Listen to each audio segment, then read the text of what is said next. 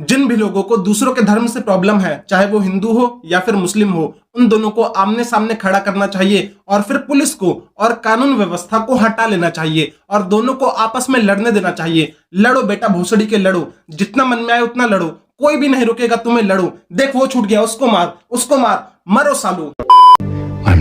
पर निकाली जा रही शोभा यात्राओं पर जो पत्थरबाजी हुई उसे आप दंगे मत समझिए, बल्कि जानबूझकर फैलाया गया एक प्रोपेगेंडा समझिए, क्योंकि अगले साल लोकसभा के इलेक्शन हैं। अगर हमारे देश की पुलिस चाहे तो वो इस तरह के दंगों को क्यों नहीं रुकवा सकती, लेकिन जानबूझकर पुलिस वालों को अपना काम करने से रोका जाता है ताकि इस तरह के दंगे भड़के, हिंदू और मुस्लिम आपस में लड़े और इसका पूरा फायदा नेताओं को मिले। आपके गली, मोहल्ले और राज्य में इस तरह के दंगे भड़काकर आपको इमोशनली ट्रिगर किया जाता है ताकि आप जाति और धर्म के आधार पर वोट दे दो और इन नेताओं से कोई भी सवाल मत पूछो। पूरी दुनिया जानती है कि अगर कोई इंसान इमोशनल होकर डिसीजन लेता है तो वो डिसीजन हमेशा ही गलत होता है और सेम टू सेम यही चीज यहाँ पर भी अप्लाई होती है। एक और सोचने वाली बात यह है कि इस तरह के दंगे हमेशा त्योहार के दिन ही क्यों होते हैं, उससे आगे या पीछे क्यों नहीं होते? तो इसका सीधा सा जवाब है लोगों के सेंटिमेंट्स को हर्ट करना और उन्हें इमोशनली ट्रिगर करना ताकि उनके सोचने और समझने की क्षमता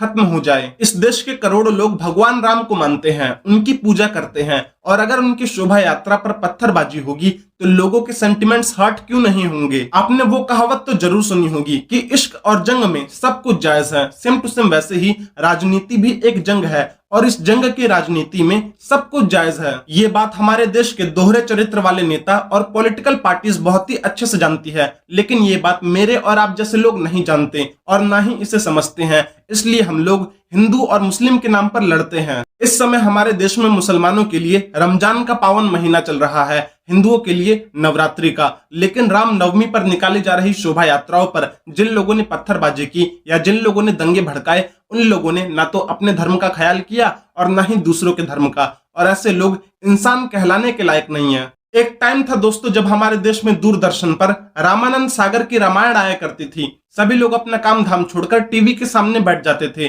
रामायण देखने के लिए, चाहे वो हिंदू हो या मुस्लिम हो और चाहे वो किसी भी जाति और धर्म से क्यों ना हो, सभी लोग रामायण देखते थे और सबके मन में भगवान राम के बारे में जानने की उत्सुकता थी। रामानंद सागर की रामायण ने देश की सीमाओं को पार करते हुए पाकिस्तान के लोगों को भी अपना फैन बना लिया। वो लोग खुशी के मारे रामानंद सागर को चिट्ठियां भेजते थे। लेकिन आज इसी देश में भगवान राम की शोभा यात्रा पर पत्थरबाजी होती है। और ये पत्थरबाजी होती क्यों है, लोग इसके पीछे रीजन क्या देते हैं? तो वो लोग बोलते हैं कि शोभा यात्रा मुस्लिम इलाके से नहीं निकलनी चाहिए, और इस बात को साले हमारे देश के कुछ नेता भी सपोर्ट कर देते हैं। मैं किसी का भी नाम नहीं लूंगा, आप खुद समझ जाओ। कोई भी इंसान आकर मुझे ये बता दे कि ये हिंदू इलाका क्या होता है और ये मुस्लिम इलाका क्या होता है, एक बार इसकी डेफिनेशन दे दो, मैं मान लूंगा कि उनके इलाके से शोभा यात्रा नहीं निकलनी चाहिए। हमारे देश का बंटवारा साल 1947 में धर्म के आधार पर हो चुका है।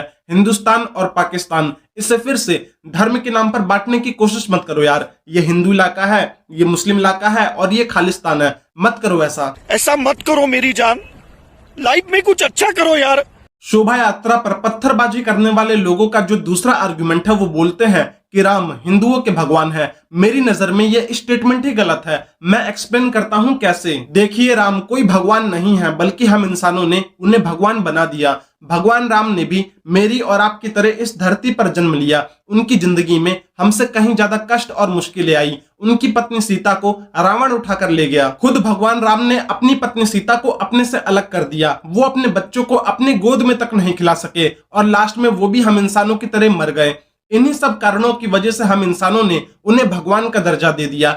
अगर आपको मेरी बातों पर यकीन नहीं तो वो हम ही क्रिकेट फैंस है जिसने सचिन तेंदुलकर को क्रिकेट का भगवान का दर्जा दे दिया। समझ गए? ठीक है, समझ गया। अब जितने भी कट्टर मानसिकता वाले लोग और जिहाद फैलाने वाले लोग भगवान राम से और हिंदुओं से नफरत करते हैं, वो पूरी तरह से गलत है। उनको ये नहीं पता कि उनके ऊपर भी कोई इंसान बैठा है जो उनका इस्तेमाल कर रहा है, उनके कंधे पर बंदूक रखकर अपनी गोलियां चला रहा है और उनको ये लग रहा है कि वो अपने धर्म की सेवा कर रहे हैं। जिन भी लोगों ने शोभा यात्रा पर पत्थर फेंके हैं या दंगे भड़काए हैं, अगर वो इस वीडियो को देख रहे हैं तो वो अपने लीडर से सिर्फ एक सवाल पूछे कि क्या आप जो ये हमसे काम करवा रहे हो, आपसे यही काम आप अपने बच्चों से करवाओगे? तो उसका जवाब होगा नहीं, क्योंकि वो तो अपने बच्चों को बाहर विदेशों में भेज देगा पढ़ने के लिए, अपने परिवार को पहले से ही सुरक्षित कर लेगा, लेकिन आपके बच्चों के हाथों में पत्थर पकड़ा देगा, वो भी सिर्फ 500 रुपए में। और अगर भाई साहब गलती से पुलिस ने पकड़ लिया या पहचान भी लिया तो आपकी जिंदगी के एल लग जाएंगे, 4 से 5 साल के लिए जेल में नजर आओगे, और जो मार कुटाई होगी वो अलग से होगी। फिर जेल में बैठे बैठे पत्थर फेंकते रहना और अपने धर्म की रक्षा करना, और जो कठिनाइयां और मुश्किलें आपको फेस करनी पड़ेगी वो आपके लीडर को फेस नहीं करनी पड़ेगी, क्योंकि उसका तो पॉलिटिकल कनेक्शन है। अगर उसको पुलिस पकड़ भी लेती है तो या तो वो छूट जाएगा या उसकी सजा कम हो जाएगी, लेकिन आप फंस जाओगे। हमेशा त्योहारों पर होने वाले दंगों को रोकने के लिए मेरे पास 2 सॉल्यूशन है। पहला थोड़ा अजीब सा है, लेकिन दूसरा थोड़ा प्रैक्टिकल है। मेरा पहला सॉल्यूशन ये है कि जिन भी लोगों को दूसरों के धर्म से प्रॉब्लम है, चाहे वो हिंदू हो या फिर मुस्लिम हो, उन दोनों को आमने सामने खड़ा करना चाहिए और फिर पुलिस को और कानून व्यवस्था को हटा लेना चाहिए और दोनों को आपस में लड़ने देना चाहिए। लड़ो बेटा भोसड़ी के लड़ो, जितना मन में आए उतना लड़ो, कोई भी नहीं रुकेगा तुम्हें, लड़ो। देख वो छूट गया, उसको मार, उसको मार, कोई भी नहीं बचना चाहिए, सब पिटो। जब ये लोग जी भरकर लड़ लेंगे, थक जाएंगे, तब इन्हें समझ आएगा कि लड़ने से किसी भी समस्या का समाधान नहीं निकलता। तब जाकर ये धर्म और मजहब की लड़ाई हमारी भविष्य की पीढ़ियों तक नहीं पहुंचेगी। लेकिन मुझे पता है कि ऐसा नहीं हो सकता, क्योंकि हमारे देश में जो जयचंद और जो कट्टरपंथी लोग बैठे हैं वो कभी भी नहीं चाहेंगे कि ऐसा हो, क्योंकि अगर ऐसा हुआ तो भारत में दंगों को भड़काने के लिए जो विदेशों से फंडिंग आती है वो आना बंद हो जाएगी, नेता सपोर्ट करना बंद कर देंगे, और इसकी वजह से इस तरह के लोग और उनका परिवार भूखे मर जाएंगे, क्योंकि उन लोगों को मजहब के नाम पर सिर्फ भड़काने आता है और कुछ नहीं आता। और मेरा दूसरा सॉल्यूशन ये है कि देश के हर एक नागरिक को, चाहे वो किसी भी जाति और धर्म से क्यों ना हो, उसको सबसे पहले अच्छी क्वालिटी की शिक्षा और बाद में सही रोजगार मिलना चाहिए, क्योंकि शिक्षा आपको सोचने पर मजबूर करती है, सही और गलत के बीच के फर्क को समझाती है और आपको सवाल पूछना बताती है। तब जाकर कोई भी नेता आपसे जाति और धर्म के आधार पर वोट नहीं मांग पाएगा और कोई भी मजहबी इंसान आपको भटका नहीं पाएगा, और रोजगार आपको बिजी रखेगा, आपको सम्मान से जीना सिखाएगा। आप किसी के भी कहने पर सिर्फ 500 रुपए के लिए पत्थर फेंकने नहीं जाओगे, क्योंकि आपके पास अपना खुद का काम है। लास्ट में एक चीज और बोलना चाहूंगा कि आप दुनिया का कोई सा भी धर्म उठाकर देख लो, सभी धर्म इंसान को एकजुट रहना सिखाते हैं, ना कि बांटना। और धर्म की उत्पत्ति सिर्फ इसलिए हुई थी ताकि इंसान इंसान बनकर रह सके, ना कि जानवर। अगर इस वीडियो के माध्यम से एक भी इंसान बदलता है या उसकी सोच में थोड़ा बहुत भी फर्क आता है तो मैं ये समझूंगा कि मेरा जो ये वीडियो बनाने का मकसद था वो पूरा हो गया। धन्यवाद।